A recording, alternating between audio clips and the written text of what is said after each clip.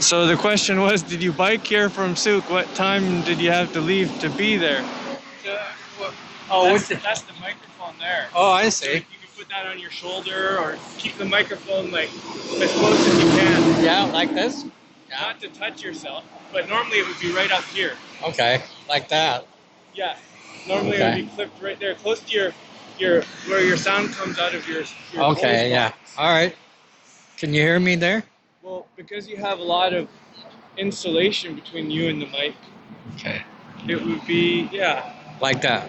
I don't know, because I don't have a monitor on this, Okay. so I can't say if I can hear you or not. Oh, I can actually see it though. Okay. Yeah. So you say something. Well, Test it. I think the question that I asked you, if you had biked here from Souk, and you said yes, and then I asked you what time you had to leave to get here. Oh yeah. Yeah. I don't remember because I wrote it down. So you want to do this? What did you want to get out of this? I think my intention is to connect with other human beings. For example, my connection with my family and my friends is not strong enough. So I'm wanting to build stronger connections with my family and friends. And is this something that you think would be successful in doing that? There's Like- only one way to find out. Oh, I The see. reason why I'm excited about it is because I think it's possible if I work on it with other people. I And see. Yeah. if I don't work on it with other people, that's also possible. Well, Well, could I ask you about the plants? Because I know the people and the plants are really connected when we live together. well, when you take a look at Goldstream in itself, and you look at all the growth and the trees, basically we say that we're related because we're a part of each other because they're a living thing. They're alive just like we are alive. And so that's our connection to the environment, to each other. Same with the salmon. That's why we're here. Same with the stream, because it gives life to the salmon. And to take that away, you're taking away a place that salmon come every year to spawn, to start new life, and that's where it comes to an end for them. But in coming to an end, they're creating new life at the same time. And so that's, we look at the salmon as being our relatives. And just like we do with all the animal species, they're our relatives. And that's why we have a responsibility to look after it. And if we don't, then we're not taking care of our relatives the way we need to. And so I think that's where we fail as human beings, is to look after a place that we have a responsibility to look after. Not only because it's the salmon, it's the trees, it's the environment that the trees have for the stream. You take the trees out of there, and you take the canopy away for the water to stay a certain temperature for the fish to survive. So that's how everything is connected. You take away something, it affects something else. And so that's what I mean, is that when you change the environment in a certain place, you change the environment for everything. And so um, that's our responsibility to look after it. And myself, as being First Nations, I really look at that responsibility seriously because we're taught that from a child, you know, uh, to look after everything because it feeds us, it looks after us, we look after it, and I think that's what's really important. Yeah, How could I feed you? by not destroying the environment that gives us the food, the medicines, the plants uh, that we harvest for our health, our food base, and so that's learning learning about what First Nations really believe. That's what you can do for me. So you know, because people have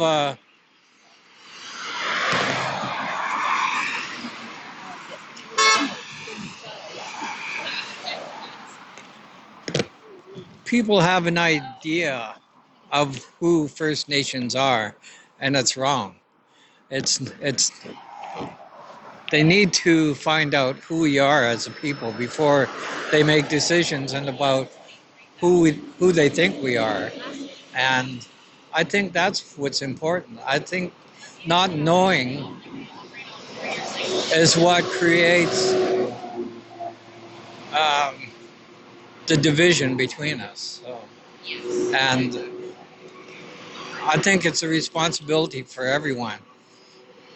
Yes, because when you take a look at the treaty that we're under, it was signed by two parties. It's not just up to First Nations to do what I'm doing here. The responsibility belongs to all of us because two parties signed this agreement. What treaty? We're looking at the Douglas Treaty of 1852. With the white laws. Yeah. The land belongs to the white people forever. Oh, White that was a peace treaty. That wasn't a land deal. That was a peace treaty. And the reason it was a peace treaty is because there was a young messenger boy that was coming from the Cowichan tribes to deliver a message to the people down along on this part of the island.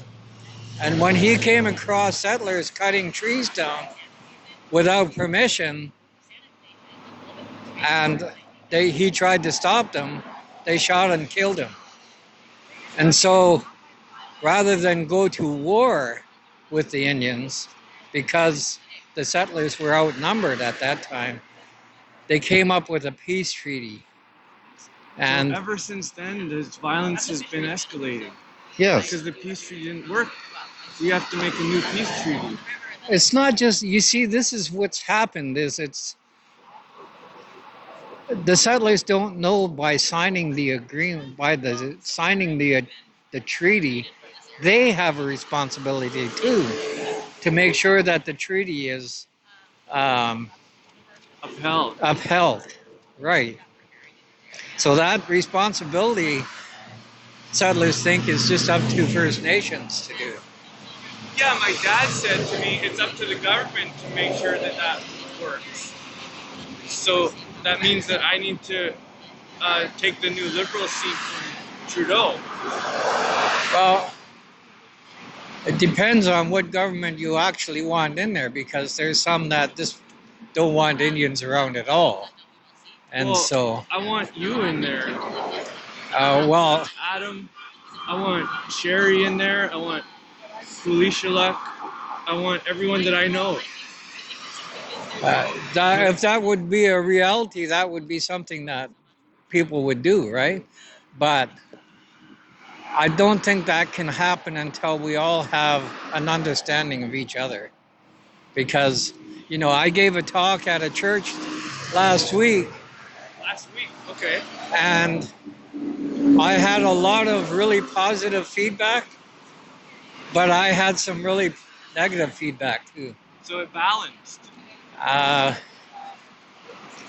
the balance is that I was told that we just need to get rid of all treaties.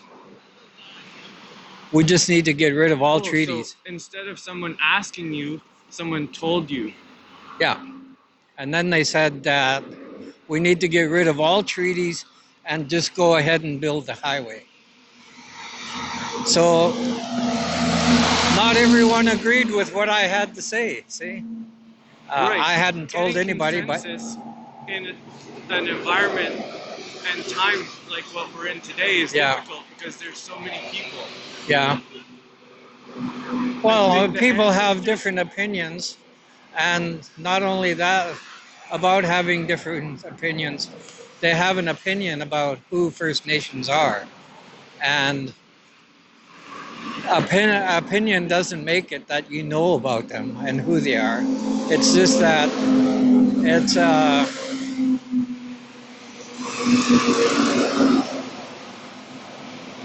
Oh, it's just racism that uh, is why they make the decision. It's not just up to the government. could I start over? It's not just up to the government. Could I ask you to introduce yourself like the way you would introduce yourself? I should have Yeah. did that right at the beginning, and Well, this yeah. is the first time for me. Okay, So. so we're going to have to do a little bit out of this environment. It's too loud, and so I think if we do it, Do if you we want me can. to shut down the road? No, I don't want you to shut down the road. Okay. I want this to be a peaceful demonstration. I want it to. If we shut down the road, then people would have a huge negative effect against what we're doing here. Yeah, it would cause stress. Yeah, and so I got excited and said that to you. I think that's coming from my dad's side. well, I think a demonstration that is peaceful, people react to it more than a demonstration that was not peaceful and shutting everything down. People look at you differently, right? And so uh, I think that we need to show that we can protest in a way that doesn't affect how people move around. But at the same time, we're protesting how they move around. Sharing information. Yeah. So Cooperation. I think one of the biggest things about this project is they call it an expansion, and that's misleading because it's not an expansion. Yeah, it makes it harder for the salmon and the human beings. Yeah. And it makes it easier for the paved surfaces and the motor vehicles. Well, the reason it's not an expansion, it still remains one lane each way. An expansion is expanding it past one lane each way. And so people need to understand that is that they're paying $162 million to have a highway that still has one lane each way. And they're paying $162 million to put a divider in the middle of the road. Some people could say that they're excited to get a bike lane. And I think that it's more important to have the salmon than a bicycle lane that's made out of cement. Well, Oh, I just spoke for some people. Yeah. I want to retract my words. My parents might say that because they like to play the devil's advocate. We have a voice, and if you use that voice, which you're allowed to use, then you can let people know what they need to do, is use that voice. And that's all I'm asking people, is that if I give them the information and they like the information that I'm giving them about what's happening here, then I think they can form an opinion and say, that's wrong. That is totally wrong. And so they can have that voice as well to be heard. So, yeah. So, Thanks.